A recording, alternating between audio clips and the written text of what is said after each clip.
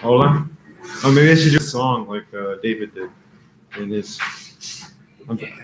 Yeah, no, I can't do that. He wins everything. It's hot in here. You get Yeah, it's live. We got a small thumbs.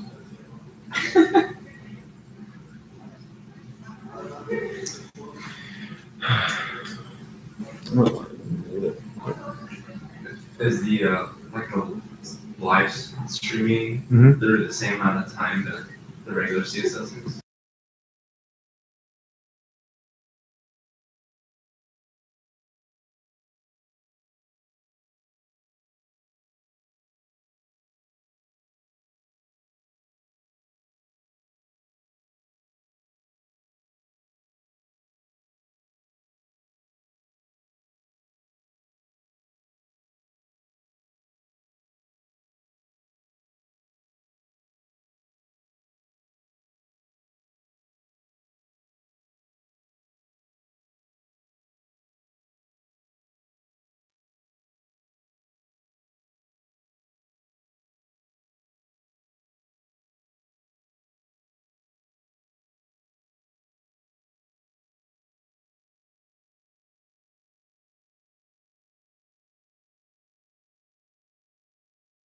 Hey guys, can you guys make sure that they can hear me? Because last time my computer You didn't might want to work. close the door. Okay. Pretty good about that. Yeah. Okay. Cool. All right. So today we'll be going over energy, my favorite topic. And so where we can start off is maybe some general themes about energy. Uh, Unless you guys have any questions, then you can put them in the comments. Um, yeah. So when it comes to energy, a couple of themes, a big theme in energy.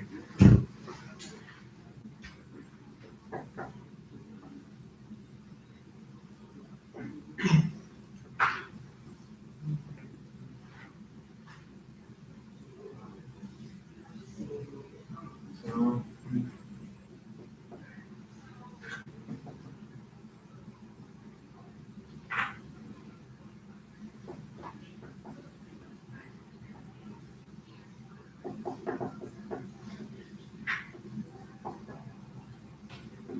can you see that? Yeah, very cool. When it comes to energy, usually we talk about energy in the sense of a cell, and so usually the way we describe that is through metabolism, and metabolism can be broken down into two different types of reactions: catabolism and anabolism. And so catabolism, that's when you release energy, and so that's more of a process where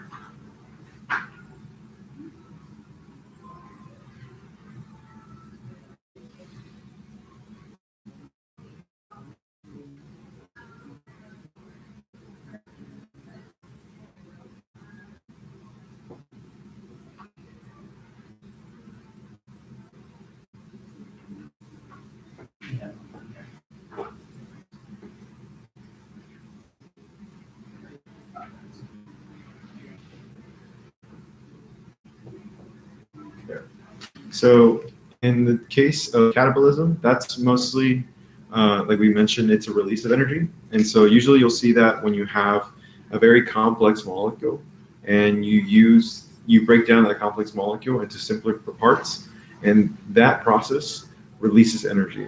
Um, a way to think of it is, or the biggest example that we have is when we have, ATP is a good example. This is You can think of this as ATP, where it's three phosphate groups, and then you break off one of the phosphates and it releases energy. Or a more, I guess, a better example of it would be respiration, where you take, or cellular respiration, where you take this very complex molecule of glucose and you convert it into a very, simple molecule of CO2. So you go from this very complex glucose molecule into a very simple CO2 molecule.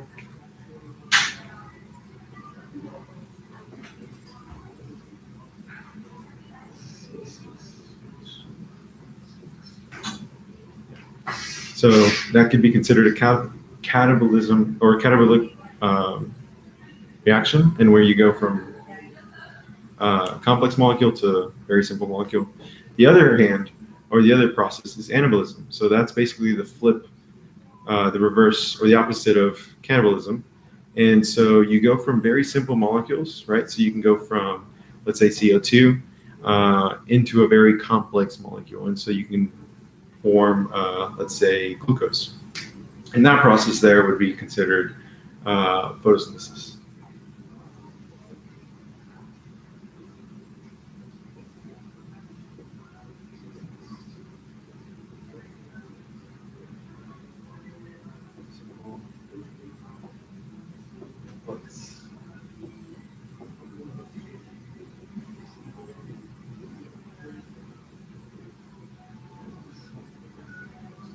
Yeah.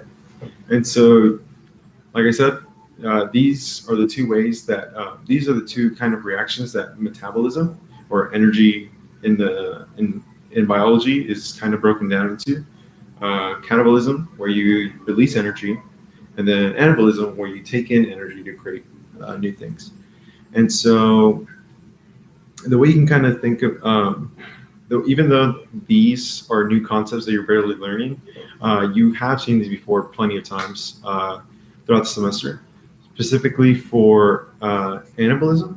So when we're talking about DNA replication, translation, all that stuff, you're going from a single monomer of protein into this long chains of monomers or polymers of proteins. And so then you have this polypeptide chain.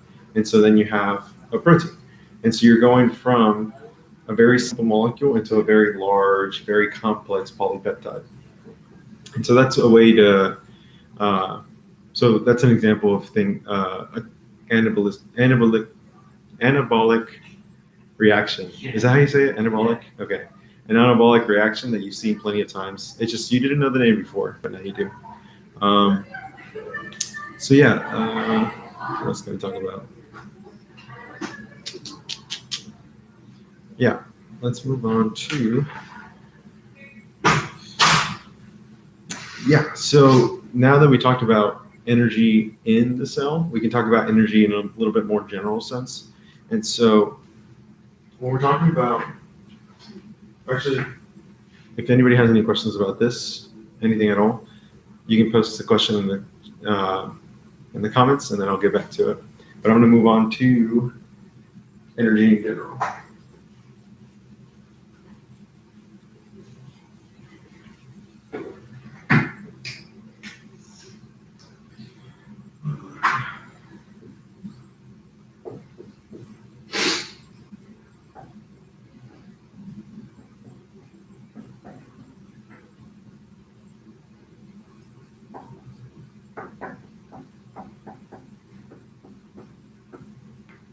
Yeah. So basically, the two biggest types of energy that you're going to see in this class is kinetic energy and potential energy. Basically, they're very. You can tell what they're describing just based on the names. Kinetic energy is just like energy that is used for movement, to be kinetic, and then potential energy would be energy when you have the power to do something. And so you can see that a lot. The biggest example of this would be when you're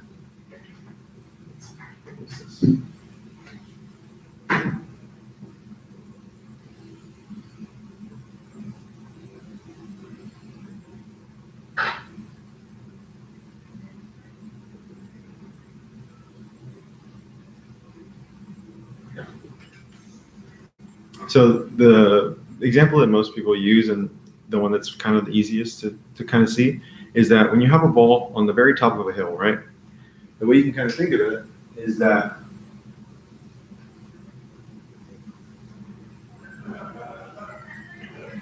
that ball, if it's standing still, it's not moving, therefore it has no kinetic energy.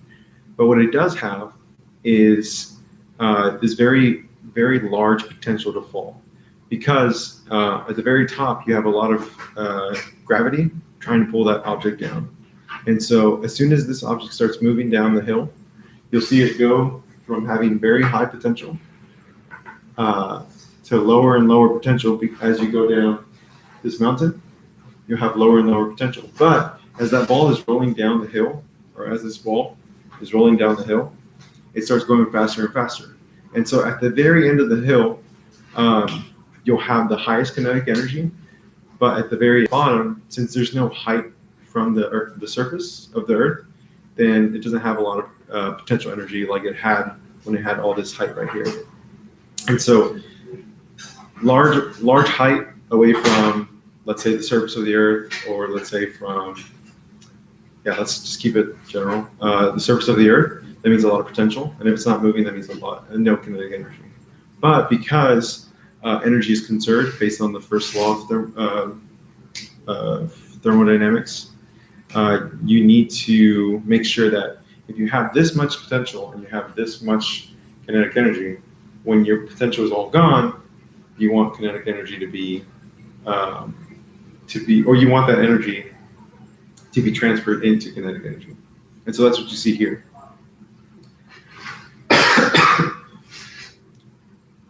Yeah, just give me a second.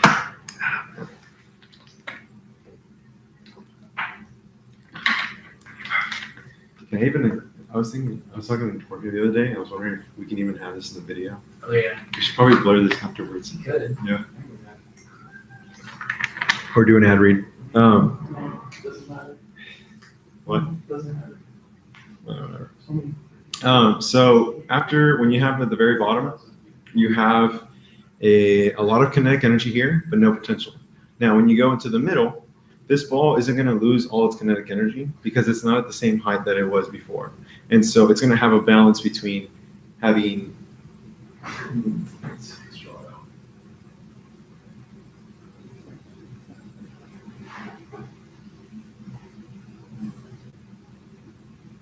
kinetic potential, all kinetic potential. This all potential. Yeah. So potential energy is usually abbreviated as a U, and then kinetic energy is usually abbreviated as KE or K.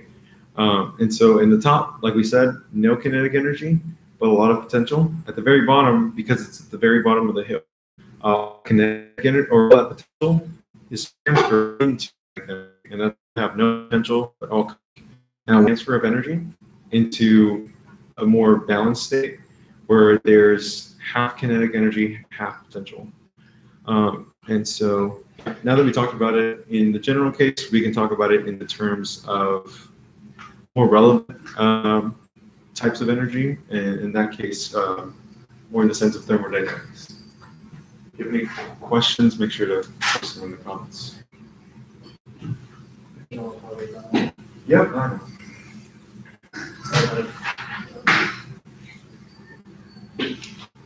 Great though. I mean, kind of. You think you can do that? Huh? You think you can do that? In my sleep.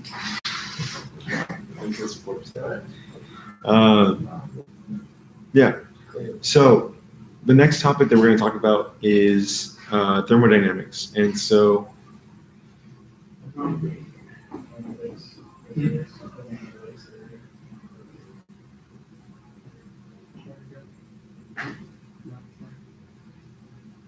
So, just based on the word the blur. There you go. Yeah, so based on the word thermo, as in like temperature, thermometer, and then dynamics, meaning the change in. So thermodynamics as a word is the change in thermal energy and how that can affect cells and how that affects systems. And so basically in thermodynamics, the way you kind of split it up is there is a system, and then the rest outside the system is called the surroundings. And so let's say,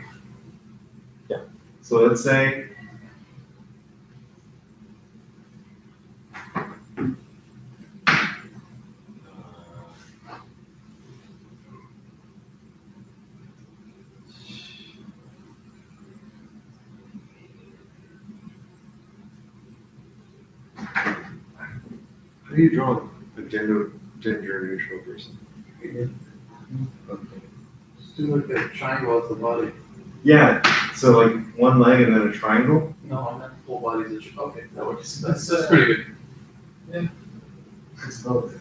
We can have that something, right? It's like if you're trying way too hard. Okay.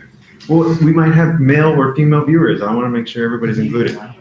So, anyways, so if this is you, right? The first law, or when we're talking about systems, you yourself could be considered the system, and then everything around you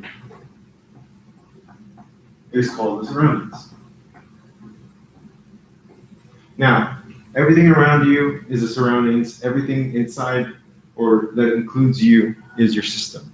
And so when we're talking about, and then the third way we kind of compartmentalize thermodynamics is the universe. And so that includes both the system and the surroundings. So that would include the whole thing. That's going to be important for the second law, but let's talk about the first law first. And so the first law is probably something you've heard all the time, and we kind of mentioned it when we talked about potential and kinetic energy. But the first law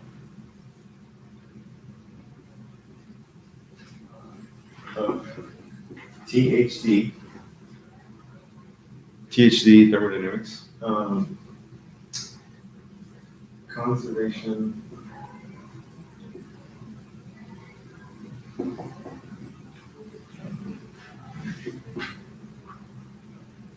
of energy. And so conservation of energy basically, so when you're trying to conserve something, that means you're trying to make sure it doesn't go away. And when you're trying to, in terms of conservation of energy, it just refers to the fact that one, you can't make energy out of nowhere, and you can't destroy energy. Energy is never destroyed, it's never created. And so if I really wanted to make an apple appear out of thin air, I couldn't, because that would imply that because I would create matter. Oh wait, no, that would be conservation of matter. Yeah. Right? Forget the apple example. But basically, like I said, the conservation is basically just that you can't create energy. Energy is never created. It comes from somewhere, and it's never destroyed. Usually what people think is like, energy is destroyed, it's actually not, but rather it's lost to heat. And you'll see that in the second law. So basically, the only thing you need to know about the first law is that energy always conserved, meaning that you can't make it appear out of nowhere. It always comes from somewhere, and it never is destroyed. Never destroyed.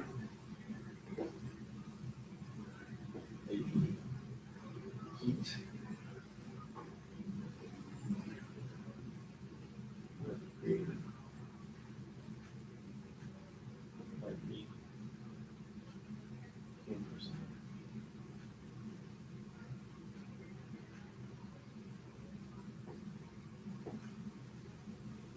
So the way you can kind of think of it in terms of your daily life, and because we're talking about the system of you, the way you can think of it is like, if you, let's say you're in class and you raise your hand, you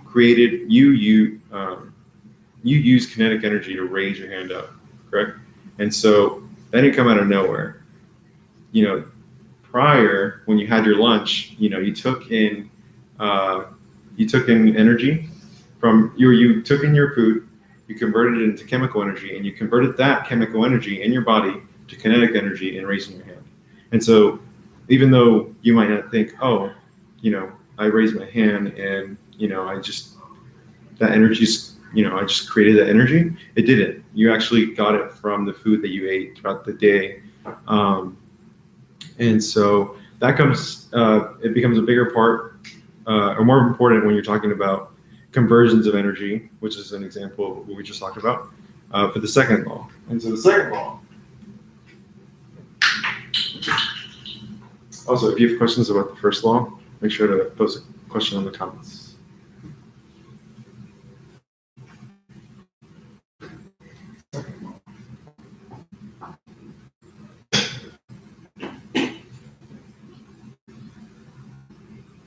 Second law states.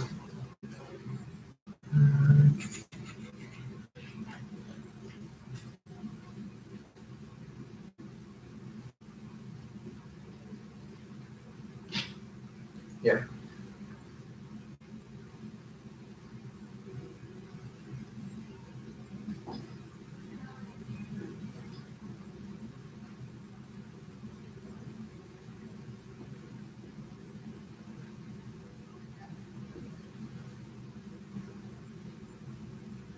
Yeah.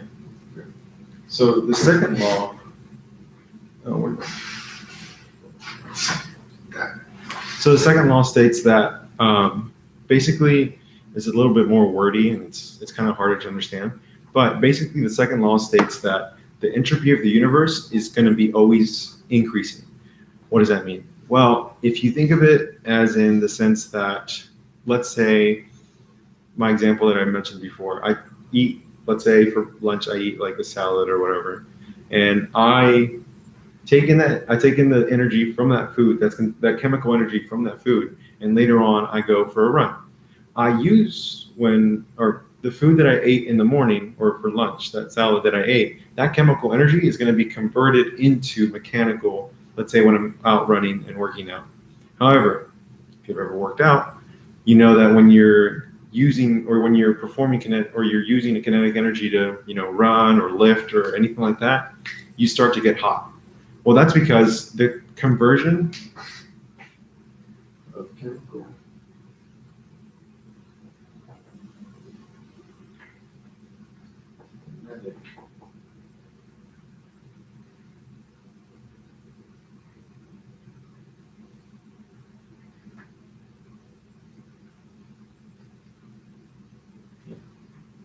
So the conversion from chemical energy that you got from your food, let's say, and that you're converting into kinetic energy when you're running or you're lifting, some of that energy is going to, because that conversion is not 100% efficient, some of it's going to be lost to heat. And so what does that mean? Well, that means that when you're running and you're sweating and you're, heating up, that heat is going to be, even though you're using kinetic energy to run, some of that heat is going to go into the surroundings. And because it goes from the system to the surroundings, and the universe includes the whole thing, you're introducing heat into the surroundings, and therefore introducing entropy into the surroundings. And that's why the entropy or disorder of the universe is always increasing. Because whether it's chemical to kinetic or electrical to chemical or kinetic to potential, any of that stuff, you're going to be some of the energy they're converting is going to be lost to heat.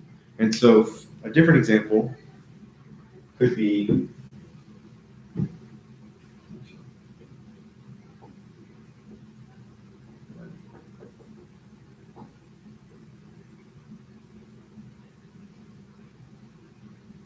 usually heat energy is abbreviated with Q, but let's say potential to kinetic. Where do you see that?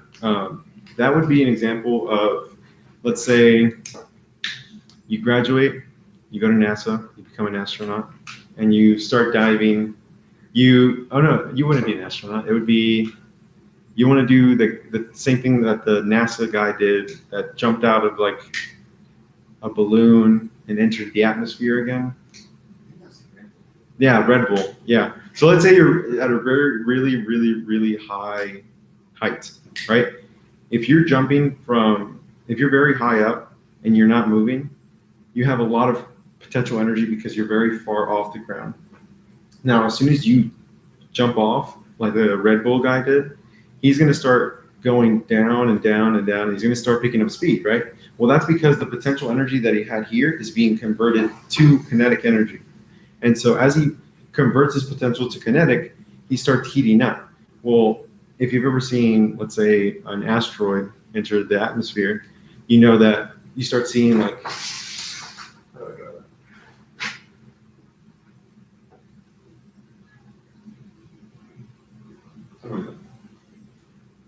yeah. So you start seeing like this heat kind of like form around the atmosphere or around the meteor. And that's because it's converting that potential energy that I had at such a great height into kinetic energy, and some of it is going into heat. And so it's heating up, and that's why you see that like red flare coming out. But yeah, because of that, because some of the energy that you're converting is being lost to heat, you're basically introducing disorder into the surroundings, and therefore you're increasing the entropy of the universe. Yeah, it's a little bit hard. It's a weird concept, but basically it just means that the universe is getting more disorganized when you convert energy, basically. If that doesn't make any sense, make sure to post a comment on the side, and we can go through a different way of explaining it. But I'm going to move on to what's that actually? She talks about inhibitors, enzymes. No, but I meant for like thermodynamics. Oh, the Gibbs free energy, yeah. Oh yeah, yeah. Give you some. Yeah. So now we can talk about Gibbs free energy, and so basically, yeah, let's talk about Gibbs free energy. So now we're going to move away from, it's still thermodynamics, and it's still considered thermodynamics, but it's more tailored to chemical reactions and all that stuff. So we're kind of going to be moving away from this. But if you still have questions about this, post it in the comments, and I'll go back and explain it again.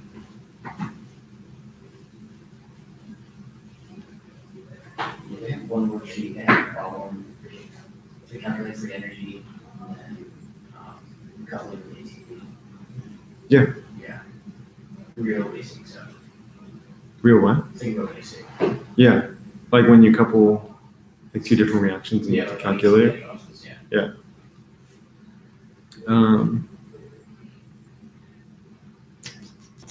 Yeah. So I guess the best way to kind of explain that is the graph. So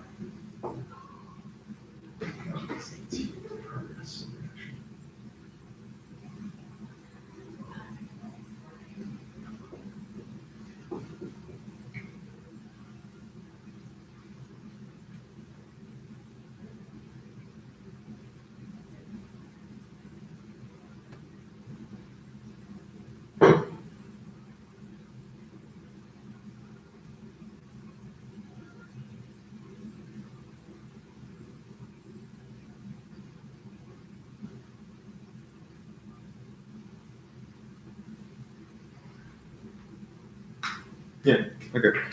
So, shoot. Okay. So when you're talking about Gibbs free energy, the best way you can kind of talk about it is in the sense of chemical reactions. And so when you're talking about let's say whatever chemical reactions we've talked about in the previously, for example,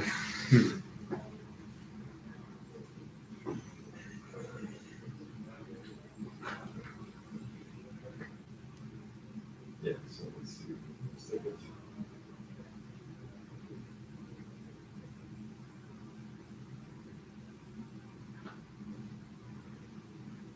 Do you think that's confusing, or do you think I should do a different You're missing a lot of stuff. Yeah, because that's like really simplifying cellular definition. Yeah. What's a different molecule that could be done? ATP, ATP, phosphate. That work? Sure.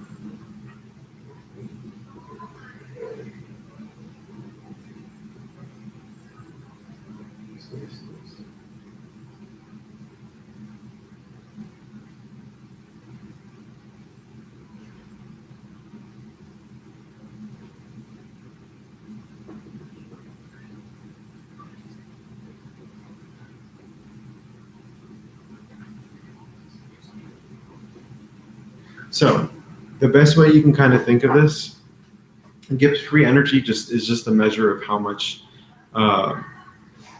basically how much energy a molecule possesses to undergo a reaction. So basically, if it has a high Gibbs free energy, that means that it's very unstable. And even though in the sense that when we're talking about energy in terms of ourselves, we usually think like, oh, if you have a lot of energy, that's a good thing. You don't want to have low energy because that means that you're boring or you don't do stuff and you're always like a sloth. But in the terms of molecules, when a molecule has a large amount or has a large Gibbs free energy, like let's say for this reactant, if it has a large Gibbs free reactant, that means that it's very unstable. And it can kind of makes more sense if you think about it in the sense of having kinetic energy. So for the reactants, if Gibbs free energy can be thought of as kinetic energy, then you can think of this molecule being unstable and being kind of like spontaneous, or not spontaneous. What's the word I'm talking about? Sporadic. Yeah. Is that the word? Like more random. Yeah, like sporadic is the word that I'm trying to say. But basically, it's like it's unstable because it has a lot of energy, and so it's like flimsing around. It's like not. It's kind of weird. It's not like relatively stable, I guess. I mean, but when you're looking at the product, it has very low Gibbs free energy, and so the way you can kind of think of it is that it's very low kinetic energy, and so it's like kind of chill. You know, it's stable. You know, it's not like. It's not trying to like, it's not moving around that much, and it's like fine where it's at. And that comes into play when you're talking about exothermic and endothermic reactions. And so when you have a reactant, let's keep the analogy going of kinetic energy as an analogy to Gibbs free energy. If a reactant goes from having a lot of kinetic energy to having very little, for that to happen, it has to give away that kinetic energy, right? So for that reactant to go from high to low, it has to give away that energy. And so what does that mean? Well, that means that it's considered a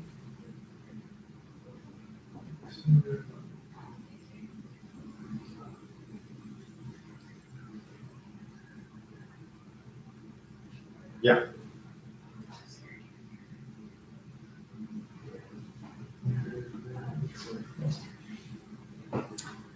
What's up? Okay.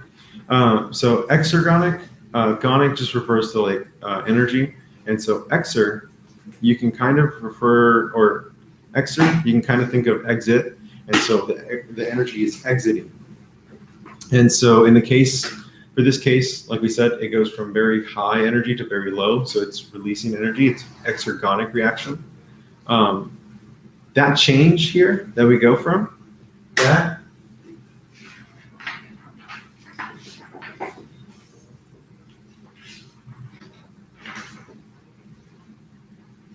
that is called the change in Gibbs free energy, because this reactant and this product both have a Gibbs free energy associated with each. The Gibbs free energy of the product is down here on the y-axis, but the Gibbs free energy for the reactant is down here or up here. And so the change in Gibbs free energy is the difference between these two. And so that's what you see right here. Right here. Now, when you're talking about a change in, when you see that delta sign, the notation is usually, or pretty much always, final minus initial. So if you look at the x-axis, we're going from this way to that way because it's the progressive reaction, or you can think of it as time. So we're going from here through the curve and then down here because the progressive reaction is this way. So if we're going from if we're doing final minus initial, well, final would be the product and initial would be the reactants. And so delta G is given as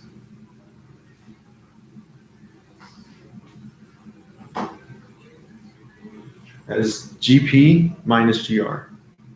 Now, is this positive or negative? Well, is GP greater than or less than GR? Just by looking on the graph, you can tell that GP is a lot smaller than GR. And so this number, we're not given values for it, but we can see that it's going to be negative.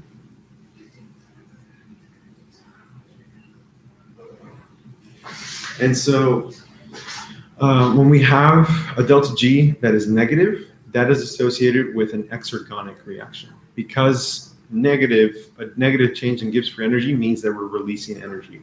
Now, in the case of endergonic, that would be the opposite. And that's the next example we're going to talk about when we talk about this. But I'm going to quickly go over this sample molecule. So let's say our reactant is ATP, the molecule that you've seen plenty of times throughout the semester. ATP has 3 different phosphate groups next to each other. And so these phosphate groups are big, they're very polar, and they're very negative. And so having 3 close to each other is very unstable because they're all negative, and so they're repelling against each other. But because they're all on this one molecule of adenosine, then they can't go anywhere. They're all connected to each other, but they're repelling each other, and they're creating this very unstable, very strained, very strained conformation. Well, let's say I gotta be careful, but let's say I go with this one. Let's say no, that doesn't make sense. Let's say I go with this. Okay, so I have my adenosine now, and I take away a phosphate group, and I take it out, and now I have 2 phosphates and the adenosine. Well, that leaves me with ADP. Now, even though there's 2 phosphate groups that are very close to each other, and they're both negative, and they might repel from each other, it's not going to be as much of a strain on the molecule because there's not an additional third. It's going to be only 2. And so instead of having 2 people that you don't like being really close to you, now you only have 1. I mean, you're still not happy with that, but it's better than having 2 people that you hate close to you. And so this molecule is going to be considered a lot more stable than the ATP molecule that had 3. And so ATP to go to ADP, that's considered a spontaneous reaction in which that this will occur because there's no need for energy to be added for this to go from ATP to ADP because you're losing energy, or it's an exergonic reaction because the delta G is negative. So,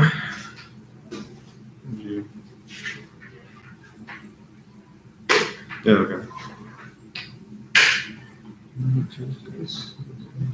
Okay. Yeah, so, what's up? Oh, no. I was just wondering which ones you gave me. So, sorry, I forgot to mention, the last thing is that when we're talking about delta G, besides labeling the reaction exergonic, there's another word that's associated with this kind of process. And the way you can the word is, what should I say? Spontaneous.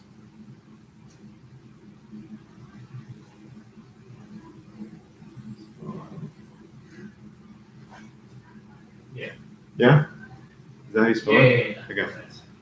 So it's spontaneous. So basically, even though in the English language, when you hear of spontaneous, you think, oh, it happens fast. But that's not the case in biology. Spontaneous just means that it will happen. When? I don't know. But it will happen eventually. And so in this case, for that ATP molecule to go to ADP, because you're not introducing energy for this process to occur, but rather it's releasing energy, that means that this process will happen spontaneously. It'll happen eventually. When? We don't know. But it will happen eventually because there's no need for energy to be involved or to be introduced or used. And so this will happen spontaneously. Kind of a very commonly used example is if you have, I'm blanking out. First one, maybe. Yeah. And then see the peptide one. Breaking of the peptide one is spontaneous, but it takes a long time. Breaking the molecule to acid, the delta K that negative, but it just doesn't happen all the time. Sure. Or an ice cube method. Diamond turning into graphite takes millions of years, But it'll happen. but it'll Yeah. over time. So it's Okay. spontaneous, but it takes a long time. Yeah. So the way, so this, I'm going to use all 3. That's the generic. So 3 different types of examples for that of a spontaneous process where it's going to happen, but we don't know how long it's going to take till it happens. Is going to be for the case of diamonds converting or changing into graphite the things you use in your pencils. That's going to eventually happen if you have a diamond in, like, let's say a very underneath or very deep layer. Yeah, yeah, in a very deep layer of the earth where there's a lot of pressure. It's going to eventually happen, but it's going to take a long time. And there's not energy being added to that molecule or that diamond that will change it. It's just going to happen eventually because it releases energy spontaneously, and it'll convert. It releases energy, and so the process for it to convert to graphite will be a spontaneous process. Another example would be an ice cube melting. If you have an ice cube and you just set it down on your table, eventually it'll melt, right? No need for energy. You don't have to use a hair dryer or anything like that to convert that ice cube into water. It'll eventually, or the ice cube into liquid water. It'll eventually do that, and there's no need to add in energy. And then yeah, so the last example would be in the terms of biology would be the breaking of peptide bonds. There is, yeah. So if you calculate the delta G in for a peptide bond and its amino acids, the breaking of that peptide bond into its monomers, it has a negative delta G, and so that means that it's an exergonic process. It'll release energy when you go from that very complex molecule to a very simple monomers and amino acids. And so that is a spontaneous process. Like, it'll occur because it doesn't need energy to occur, but it takes a while. It's not going to just eventually just happen like that as soon as you have a peptide bond. But yeah. Also, like cells degrading. And don't actually degrade and break down, but they don't do it entirely. Like cells dying. Yeah, cell dying. Yeah, like like throughout your lifetime, you're going to have cells that millions and millions of cells that die, and that just happens naturally. It's a spontaneous reaction. So yeah, those are 4 different examples of a spontaneous reaction. Choose the one you like the most. But now we're going to move on to the endergonic kind of reaction. And if you have any questions of this, make sure to post them on the sidebar. Take a break. Oh yeah. I'll give you guys a few seconds to look at this. Maybe ask some questions for those that just joined. We covered this and basically the laws of thermodynamics and what is thermodynamics. Yeah, I'm going to take like a 1-minute break. If any of this didn't make sense, post it in the comments and I'll get back to you guys.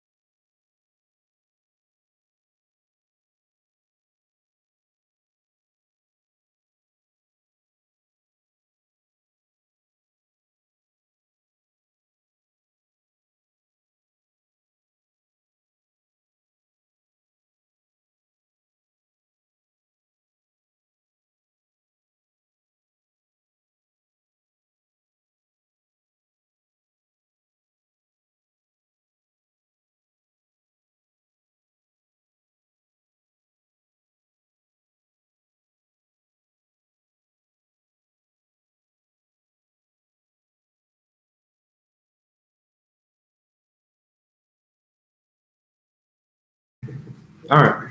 So now we're gonna go over. Is that in frame? Can you see that, guys? You can see that, right? The blur is not on the way. Okay, cool. So now we're gonna go over the opposite. So we just went over exergonic, and now we're gonna go through endergonic. I gave away one of the answers. But so when you have this graph looks a little bit different, right? You begin with a very low reactant, and so this reactant has very low Gibbs free energy. So what does that mean? Does that mean that it's a very stable molecule or a very unstable molecule? I don't know if that should be a question I should ask. All right. I'm not. Yeah, I'll just keep on going. So what that means is basically that, like we mentioned before, because it has very low Gibbs free energy, if you have yes, please ask questions if any of this doesn't make if any of this doesn't make sense, please ask questions. Feel free to interrupt me. So Gibbs free energy, the reactant has very low Gibbs free energy. So what does that mean? That means that if we're continuing this metaphor or this analogy of Gibbs free energy being like kinetic energy, then this molecule has very little kinetic energy, and so it's not like flipping around everywhere. It's like kind of stable, it's kind of chill, and so it's not. It doesn't have like a need to change. It's just kind of laid back. But for this one, this product, it has a very high Gibbs free energy because this y-axis right here is Gibbs free energy, and so it has a very high Gibbs free energy. And so for this molecule, because if, like we said, we keep the analogy of kinetic energy, we have a molecule that has it's very kinetic, it's very unstable, and it's flipping around, it's doing a lot of stuff. The way you can kind of think of this one is if we're continuing the example of ATP and ADP, now we have the reactant as ADP. Remember, ADP was the one that only had the adenosine, and then it had the two phosphates.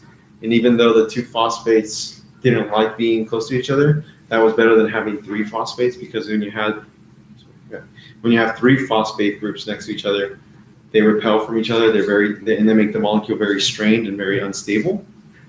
And so basically, you're trying to go from a molecule of ADP that's very stable because it only has two phosphate groups that are repelling, to a molecule that's very unstable that has three molecules of phosphate repelling from each other. And so it's very strained, very unstable molecule. For this to occur, or let's look at the delta G, right? Like we said, delta meaning final minus initial. In this case, the final would be, again, G products, or the Gibbs free energy of the products minus the Gibbs free energy of the reactants, like the last time. But in this case, the Gibbs free energy of the products, as you guys can see, compared to the reactants, is very much higher than the other one. And so what that means is that the difference between the products and the reactants is going to be positive. And so if the Gibbs free energy, or the change in the Gibbs free energy, is positive, that means that you're going to have to go from a very stable molecule to a very unstable molecule. You have to add energy into this molecule to convert it into ATP, which makes sense because you're going from a molecule that's like, no, I'm fine the way I am, and you're like, no, I'm going to change you, and I'm going to add in this very unstable phosphate group, and now I'm going to make you very unstable. And so you have to add energy. It's not going to just happen spontaneously, because if the phosphate group comes up by itself and it's like, hey, I want to join your molecule of ADP, this one right here, it's going to be like, no, I'm good. Like, I'm very stable, as you can see. So we have to force it to become an ATP. And so that's what we're trying to do here. And so that is given the name endergonic.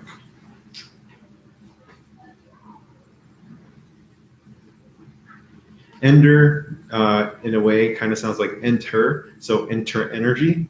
So you have to introduce the energy to go from ADP to ATP, because you're going from a very stable to a very unstable molecule. What else? Oh, and then when it comes to spontaneity, I kind of hinted at it before, but you have this molecule of ADP that's very chill, very stable. if you have a phosphate group and it's just floating around and there's no energy that's forcing this phosphate group to come in and form in the ATP, it's never going to happen. The phosphate group will maybe collide with it, but there's not enough energy for this to force this molecule to become an ATP. There's no energy.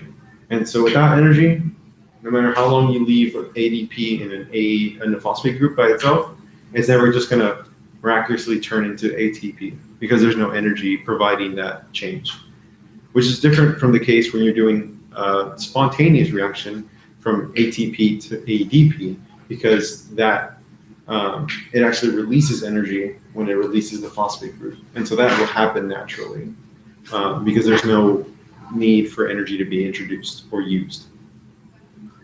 But yeah, that is, let me write that. I'm looking.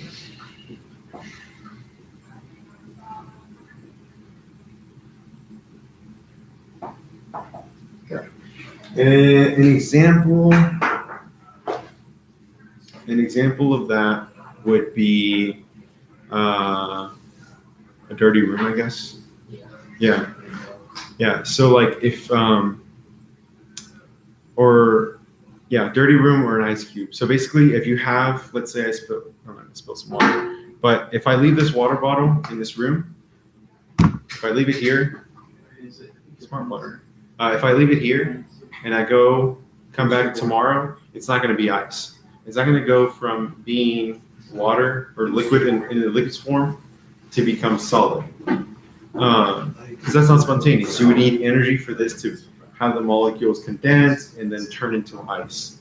So that's a non-spontaneous reaction from liquid water to ice water without energy being introduced. A different example would be a dirty room. And so in the case where you have, let's say you have a very clean room, right? Very clean, a very clean room. As soon as you drop one sock on your floor, then it's dirty. Yeah, let's say that. You drop a sock on the floor and it's considered dirty now. Your room is considered dirty. And so no matter how much you want or how like lazy you are and you're like, no, I don't want to pick up the sock, your room is not going to go just spontaneously. The sock isn't just spontaneously going to get up and go back to the drawer. So you need energy for that to go back to the clean room. So that's another way you can kind of think of it. But he's going to come back for. Okay. What's the last thing I'm talking about? Coupling, yeah. So now that we talked about these reactions where one needs energy for it to occur, endergonic, and the other one releases energy, exergonic, then we could talk about this concept called coupling, and which is basically what it sounds like.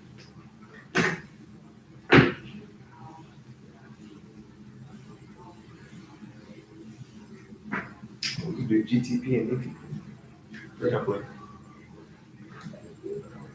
It's ATP and similar, actually. Yeah.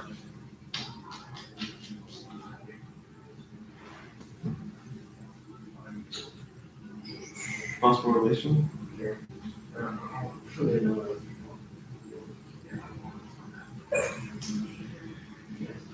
I guess you use like carriers and the chain confirmation. What's that?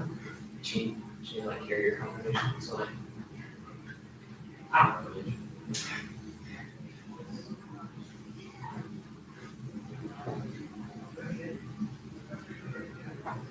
know. Let's say it's In the worksheet, she's like -7. -7 Yeah. kilojoules. I think it's calories.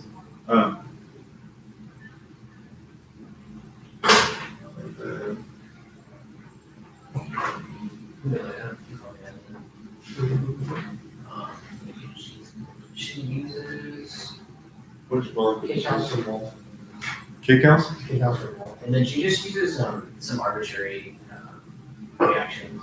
Oh, okay. So like letters with like constant attached to it. Oh, coupling stuff. Yeah. So we can kind of figure out. Yeah, here. You? So, yeah. So, when we're talking about coupling,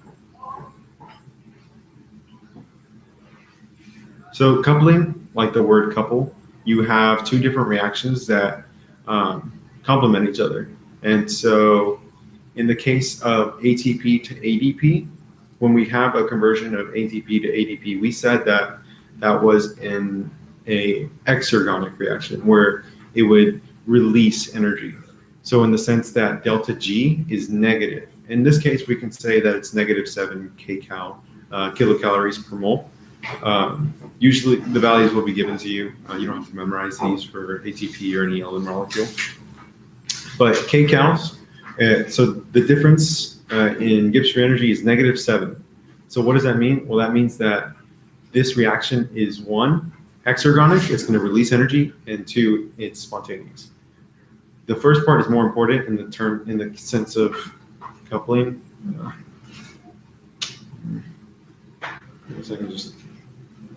There we go. Okay. So in the sense of coupling, we have another reaction, molecule A, just any molecule that can be converted into a different molecule, molecule B. That change in Gibbs free energy for that one is going to be positive 6 kcal per mole. And so what that means is that for this reaction to occur, it needs 6 kilocalories per mole to convert from A to B, while the molecule ATP will release 7 calories to be converted into ADP. And so what that means is that if you add these two together, you get a net of negative 1 kcal per mole. Right, because negative 7 plus 6, that's negative 1. So what does that mean? Well, the same rules apply, right? Negative Gibbs free energy implies a spontaneous reaction.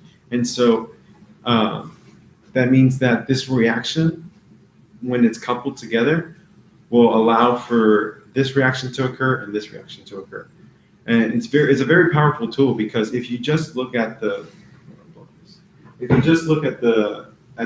bottom reaction, this molecule A being converted to molecule B, it's an endergonic reaction. And so kind of like the example of ADP being converted into ATP, that's never going to happen unless you have energy being used to make that happen. So this molecule A will never be converted into molecule B if there wasn't another reaction going on that released enough energy. Yeah, we can talk about feedback inhibition. Shortly after this, we're going to talk about enzymes, and then we can talk about feedback inhibition. So the last thing I was going to say is that, let's say there's not enough. So this was enough, right? This was enough. There was enough. It was negative, so you know that the energy provided and the energy needed, or the energy provided by this reaction was enough to cover how much energy you need to convert molecule A to B. But let's say it wasn't. Let's say this molecule C and D, it requires 10 kilocalories to be converted. So because this reaction only provides 7 kilocalories, and this one needs 10, you're going to have a positive outcome, a positive delta G. And so what that means is that this reaction is not spontaneous. So even though you coupled this reaction with this reaction, where this reaction gives off energy and this one needs energy to occur, this reaction over here is not going to happen, because there's not enough energy being provided for this to happen. And you can tell by the delta G net of the reactions that are being coupled. So we'll talk about enzymes, and then we'll get to your question, Karen, about feedback inhibition. Actually, I want to be away from those. Oh, yeah. So Derek will quickly go over feedback inhibition real quick. Okay. Here you go. Oh, this is my phone. Yeah. You still have any? So true. Oh, yeah. There's none of the people.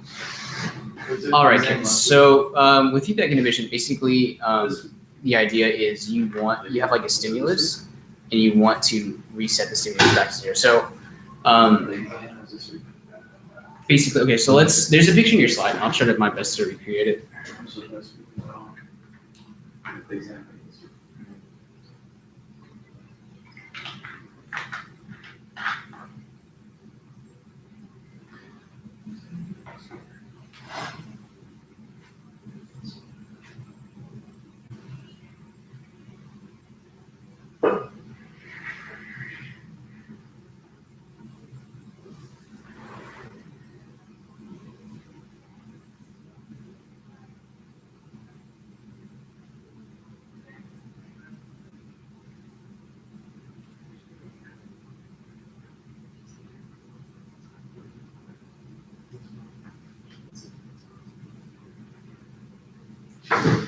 Okay, so what you can kind of see is there's a better picture in your book. Definitely check that one out. You can see there's a glare.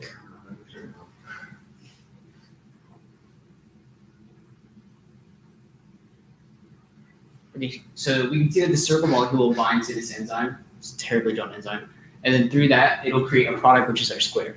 Okay, so what happens with the square is, well, there's a binding site for that square molecule back on our original enzyme. So just like with the lac operon, once it binds back to that original molecule, it's going to change the shape of the active site. So now you can see how like this square piece can no longer fit that circular molecule we started off with. So that makes sense that like if we have this molecule and we create a lot of these squares,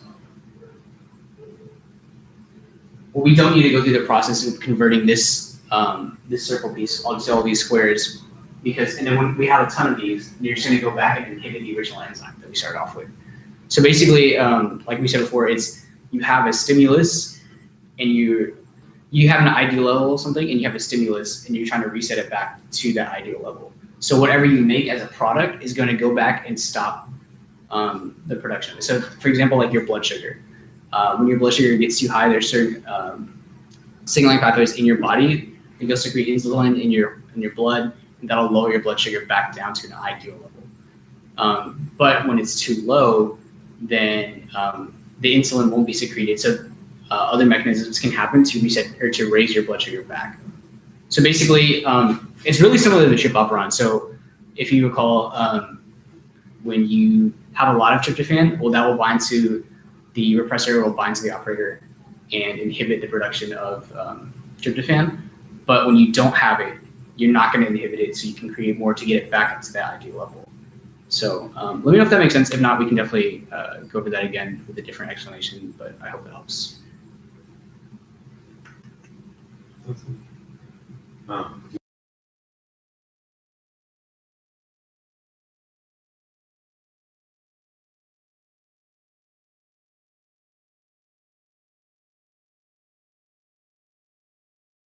Okay, so Karen, if that doesn't make sense, please let us know. We can try to do a better job. But if we're all good, then Jorge's going to talk about the enzymes. And I think when we talk about what Jorge talked about, everything should make more sense too. So.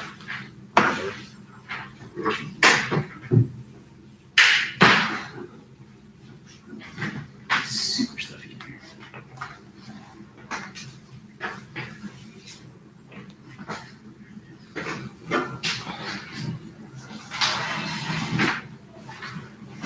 So she's gonna.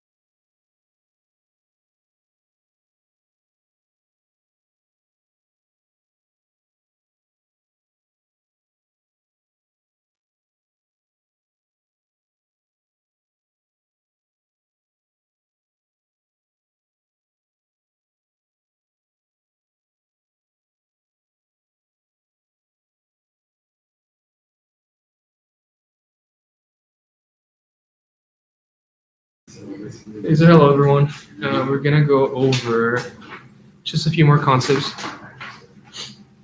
We're gonna start with activation energy.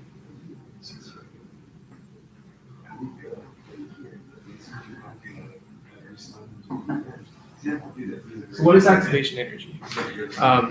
Well, the activation energy is just like initial amount of energy that you required to. It's just the initial amount of energy needed to start a chemical reaction.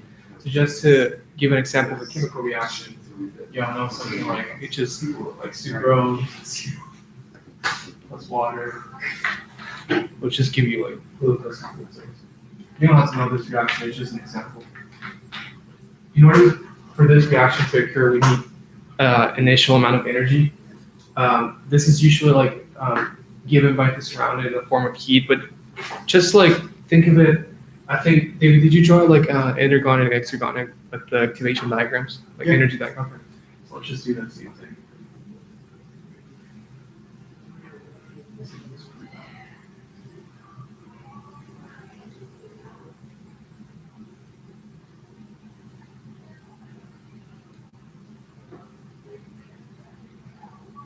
So this is a really simple energy diagram of the chemical reaction, and this right here is what we label the activation energy. Can you see that? Yeah. So a little bigger. Yeah, we're good. Just from now on. Right here, it's your words that you can't see. Oh, Yeah. Yeah. You kind of Yeah. so these are your reactants. These are your products.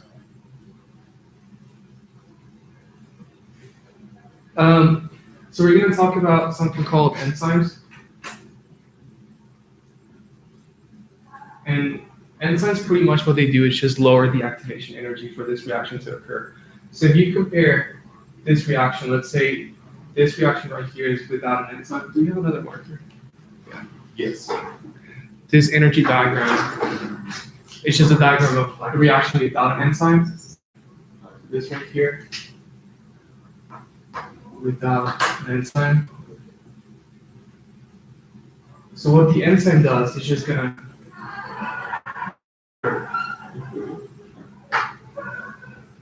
this activation energy. So you can tell right here with an enzyme.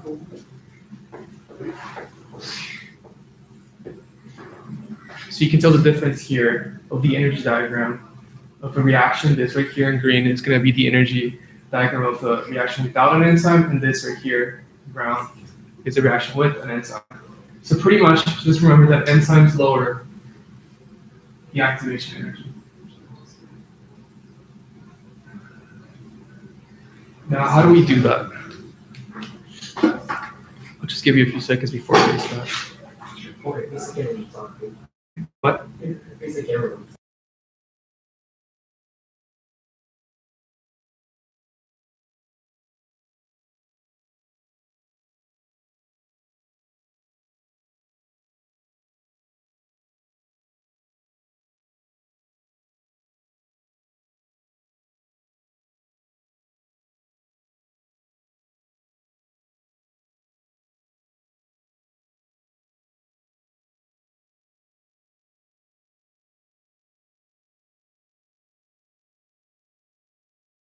All right, so Armand, he asked a really good question. So is a catalyst like an enzyme? Well, a catalyst is a substance that lowers the activation energy. So yeah, an enzyme is a catalytic protein. So just remember that enzymes are proteins.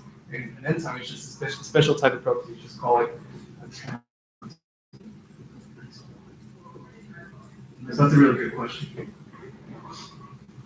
So catalysts are substances that are going to reduce the activation energy, and enzymes are kind of catalyst, like a catalyst. Yeah, a catalyst. So just remember that enzymes are proteins, special types of proteins called catalytic proteins. Why catalytic? Because they're going to lower the activation energy because they're catalysts. So how does an enzyme work?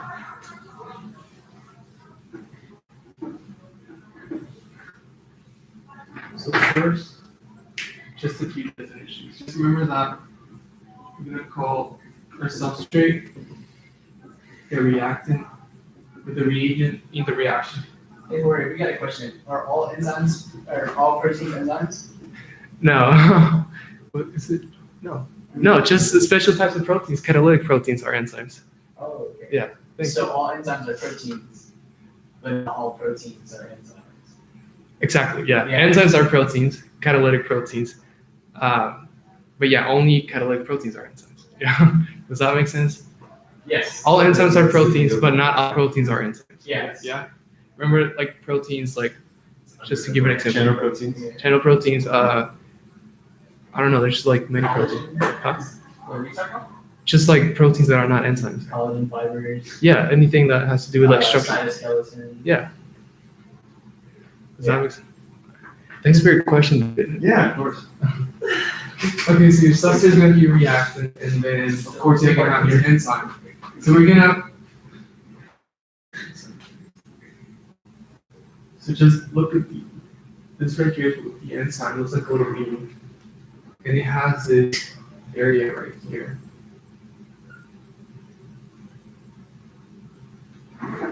In which the substrate binds specifically to it. So when we bind, whenever you have the substrate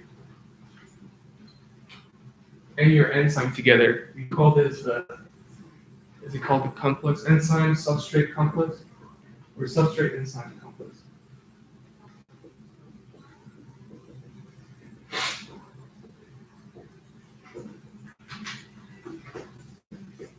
So yeah, just remember that enzymes, they have this like kind of like this shape where they have these regions that where the reagent or substrate binds specifically onto the enzyme.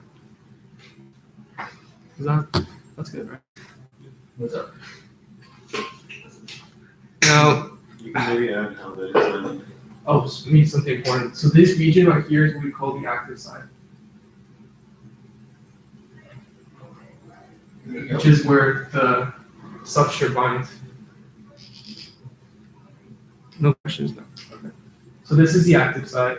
This right here is the enzyme. This right here is your substrate.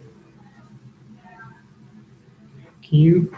Is my handwriting like that? No, you can read it. Yeah. Okay. Just as long as you make it dark enough to. So how does the enzyme? So we know how the substrate binds to the enzyme, and we already know that it lowers the activation energy. But how does this happen? Well, just like think of. There's a few things that the enzyme can do, and that's like it can help like orientate the substrate like in a better way for them to like start.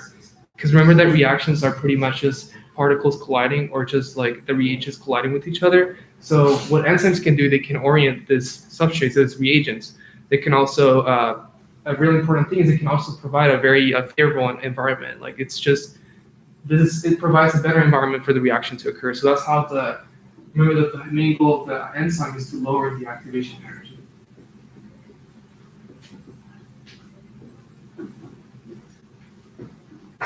So they're pretty simple concepts. So that was one way of lowering activation energy. Or we get a question in chat. Is there no one on? Huh? No, it's three. Are you guys just showing questions?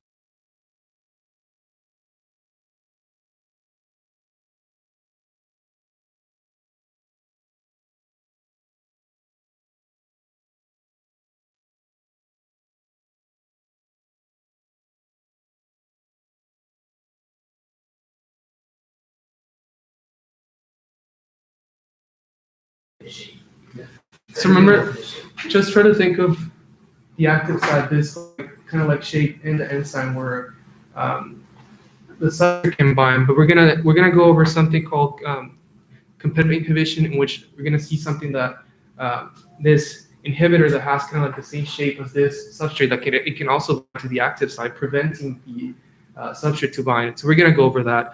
So we'll answer that question as well. You mentioned this is substrate phosphorylation, but this is how substrate level phosphorylation. Oh, right. And the difference between that and oxidative phosphorylation. Well, I think they went over that during discussions. Yeah, during your discussion section with Ben, he went over the difference between substrate level phosphorylation and oxidative level. What do you call it? Oxidative level oxidative phosphorylations. Just remember that substrate level phosphorylation has to do with enzymes. So that's pretty much this is where the word substrate comes from. This is your substrate right here.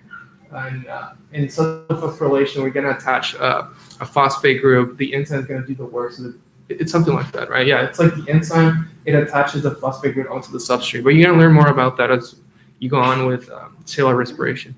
But yeah, this is where substrate level phosphorylation comes from. Remember, there's enzymes in there.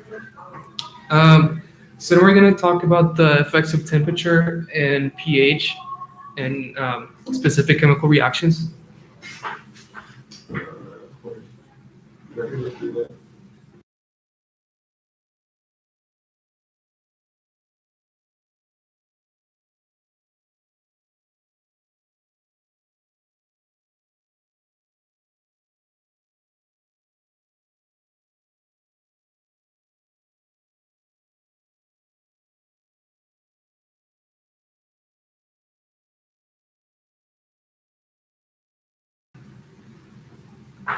So remember that when we have this substrate binding to the enzyme, how does this work? Just remember that it's like the particles colliding with each other. So a cool thing about the effect of temperature is that, I don't know if you guys remember from if you've taken a chemistry course, when we raise the temperature, your kinetic energy also goes up.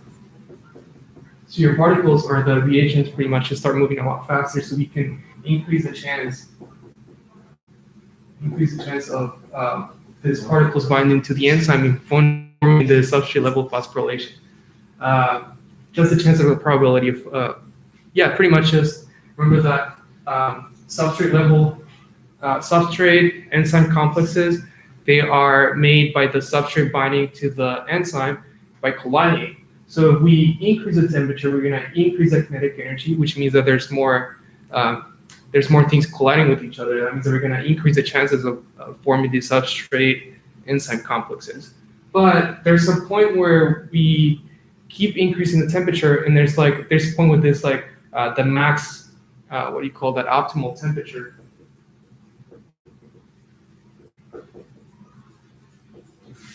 Where we have the most amount of or the highest chance of forming that substrate enzyme complex. But as we go higher in temperature, remember that enzymes or proteins start denaturing. So there's a specific point where, let's say we are at a really low temperature, we start going up, and then so these are low temperatures, high temperatures, and this right here is your optimal temperature.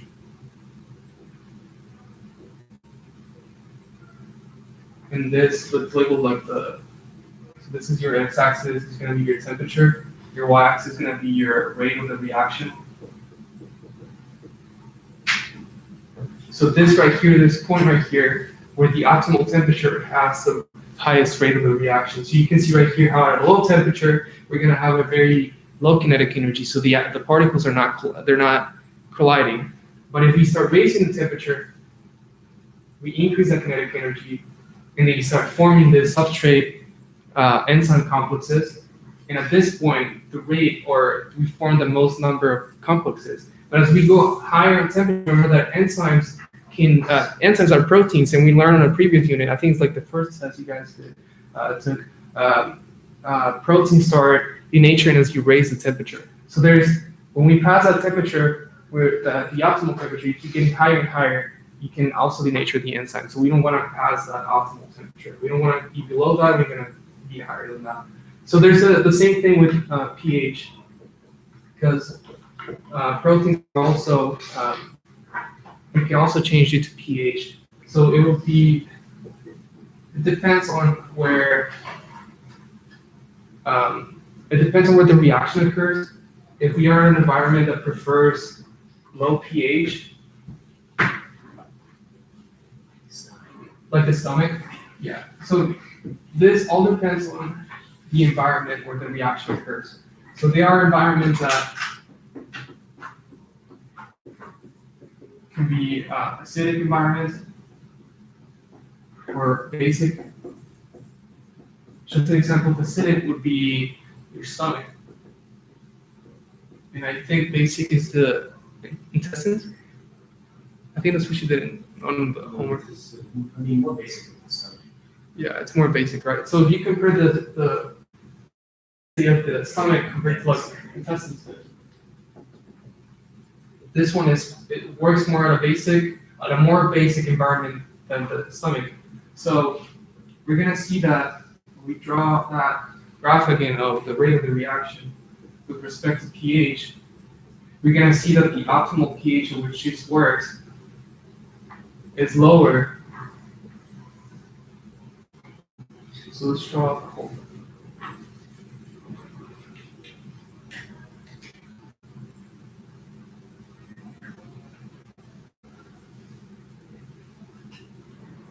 So this is a low pH and this is a high pH.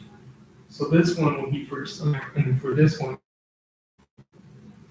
will be for your intestines, because remember that higher the pH, that means that you're more basic, and then lower the pH, more acidic. So it all depends on the environment of the reaction. Do we have any questions? No questions. There's nobody watching, right? There's no person.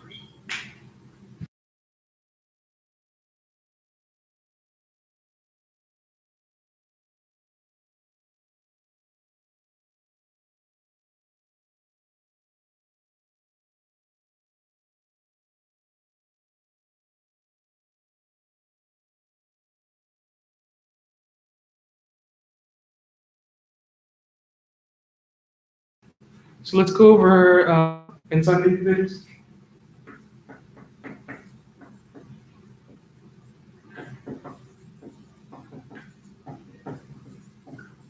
And there's two types: competitive and non-competitive.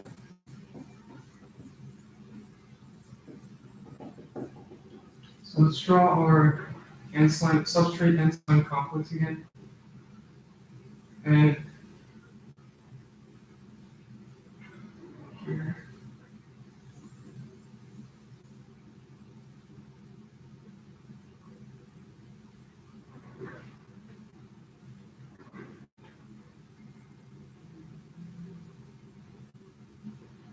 So from the, if you guys remember that when Armand asked this question, is the active site specific to a substrate or is it available to all substrates? Well, there are these things called inhibitors that can bind to the active site just like a substrate would do. And when let's say this is our substrate, and let's say there's an inhibitor that has the same shape as a substrate, then the inhibitor can bind to the active site, preventing the substrate from also binding there. So this is what we call a competitive inhibition, in which you have this inhibitor that directly binds the active site.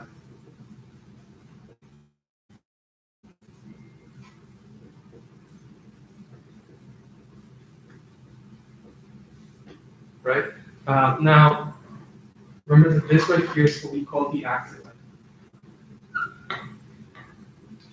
Now there's other type of inhibition that doesn't involve the active site, but there's an inhibitor that has different shape, binds to a different area, a different part of the enzyme, and when it does that, it's going to change the shape of the whole enzyme.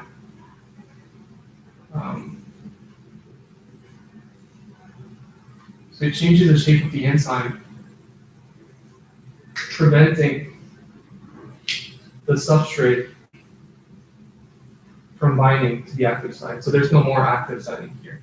So this is the active site. This is the non-competitive inhibitor.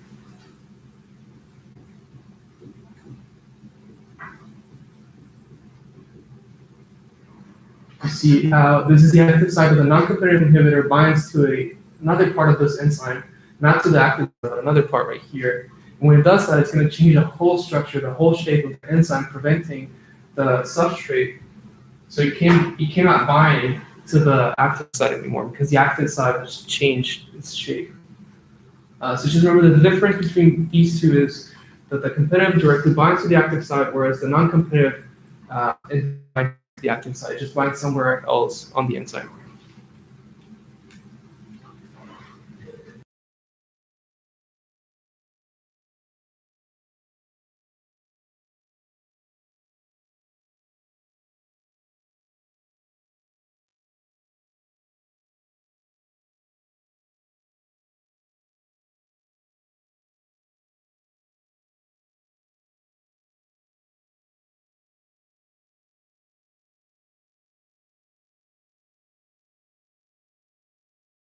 Okay, so David's going to go over allosteric regulation.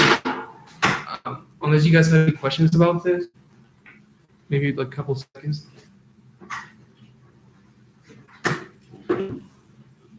What's 763.48 megabytes? Oh, it's just how much I have RAM I have. Okay. Yeah. Sorry, just like it. No, I do just, I haven't seen that cleans out your files. Oh. Is it metered? No. So we're gonna go through allosteric enzymes and allosteric types of regulation. Basically, allosteric refers to both a site and also a type of enzyme. So a picture that you might see on your PowerPoints is, how do I do this?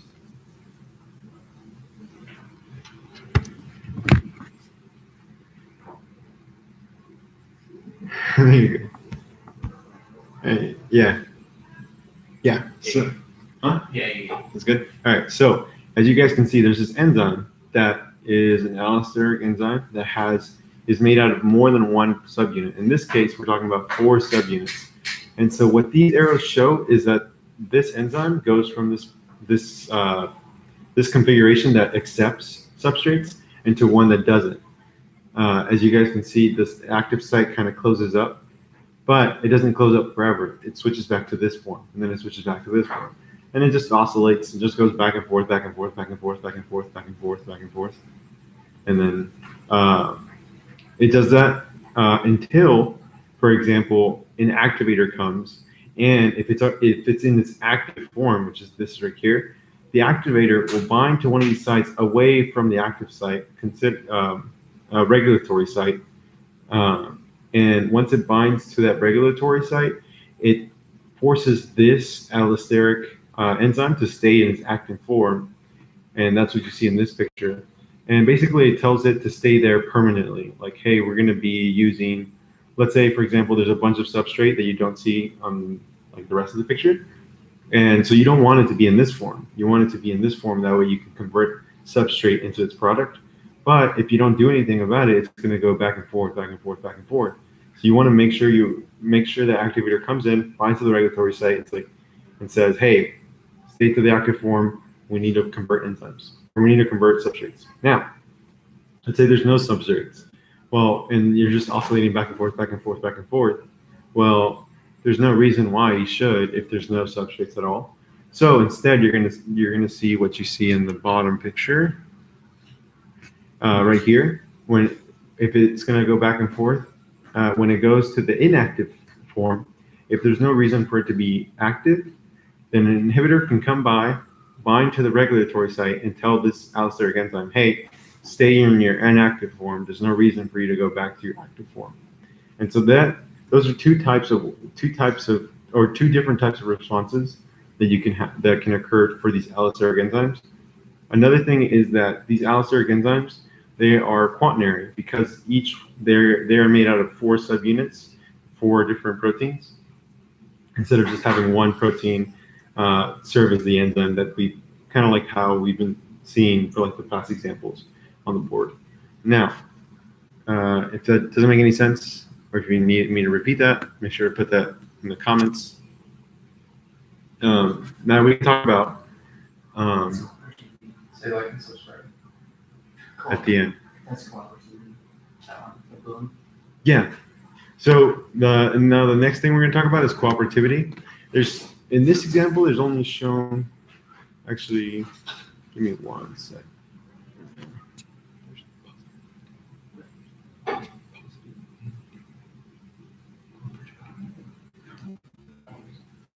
That's weird. Oh, wait. No, it's called something else. Oh, okay. Gotcha. All right. So in this one, in this example right here, what you see is an allosteric enzyme in its inactive form. And so cooperativity is just the idea that whenever there's a substrate that's introduced to one of these active sites, that subunit tells its other subunit friends, "Hey, I'm already bounded to, bound to a substrate. You should do the same." And so the other ones are kind of coerced or kind of told, "Hey, you should become active." And so after the substrate binds to one of them, it tells that protein, tells its other subunit protein friends, "Hey, you should do the same." And that's basically the concept of cooperativity, which in the word, co-op, means to help. And so cooperativity is the helping of subunits when the substrate is involved. And so, yeah, that's about it. If there's any more questions, yeah, we're getting close to the time, to the finish time. So thanks, Derek. Yeah. Okay. So we're getting close to 8 o'clock, and so we might just give it another 2 or 3 minutes. If you guys have any other questions, make sure to put a comment. I'll give you guys maybe like 1 or 2 minutes to maybe post a question here or there. But if you don't have any more questions, either about this or anything that we've covered so far, we'll just end the live stream. Yeah. So I'll give you like 2 minutes.